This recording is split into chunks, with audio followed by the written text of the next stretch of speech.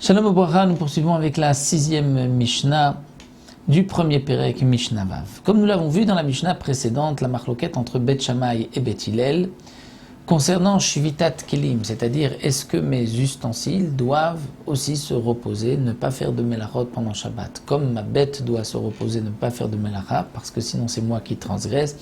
De même, mes ustensiles, d'après Bet Shammai, ils ne pourront pas faire de Melachot pendant Shabbat. Donc Bet Shammai nous dit encore, on ne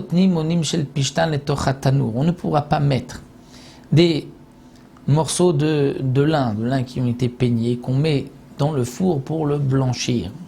C'est une melacha de melaben. Pendant Shabbat, je ne peux pas le faire. Est-ce que je peux le faire avant Shabbat pour que ça se fasse tout seul pendant Shabbat? Pour Bet Hillel, bien sûr que oui.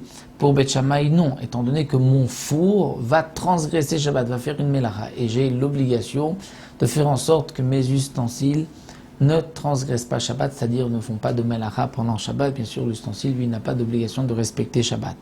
Donc, Bet Shammai disent, on ne mettra pas des touffes de lin, les torah tanour, dans le four avant Shabbat, sauf si la kedeshi avilum beodium.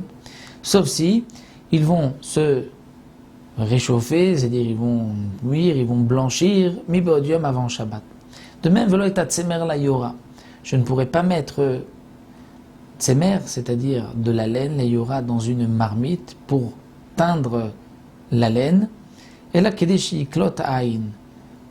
Sauf si la couleur va teindre la laine avant Shabbat. Donc ça c'est pour Bet Shammai, puisque pendant Shabbat je ne peux pas teindre, donc je ne peux pas mettre de la laine à teindre avant Shabbat si cette laine va prendre sa couleur pendant Shabbat, parce que mon keli, mon ustensile, va faire une melacha pendant Shabbat.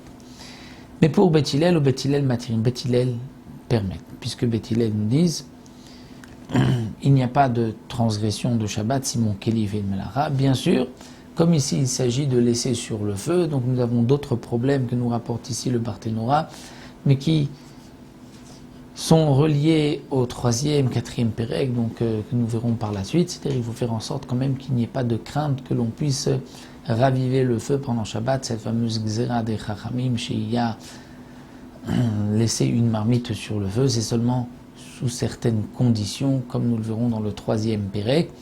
Donc là, Bet Hillel nous dit tu peux laisser à condition qu'il n'y ait pas de problème parallèle par rapport à la Gzera des Chachamim, que peut-être tu vas raviver les braises.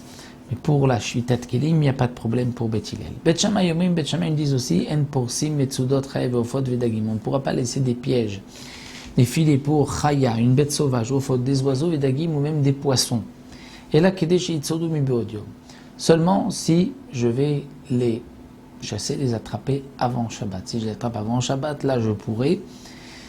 Mais sinon, je ne peux pas parce que mon piège va transgresser Shabbat et c'est une transgression que moi je fais pendant Shabbat. Bet Hillel matirim, Bet Hillel permet, donc comme nous l'avons vu pour Bet Hillel, il n'y a pas d'interdiction, il n'y a pas de din de Shvitat Kelim, il n'y a que Shvitat Behema pour Bet Hillel. Donc voici la Mishnah Vav qui est la suite donc de la 5e Mishnah. Et nous aurons encore quelques marlokot encore entre Bet Shammai et Bet Hillel dans le Mishnayot qui suivront, comme nous le verrons par la suite, Be'ezrat Hashem.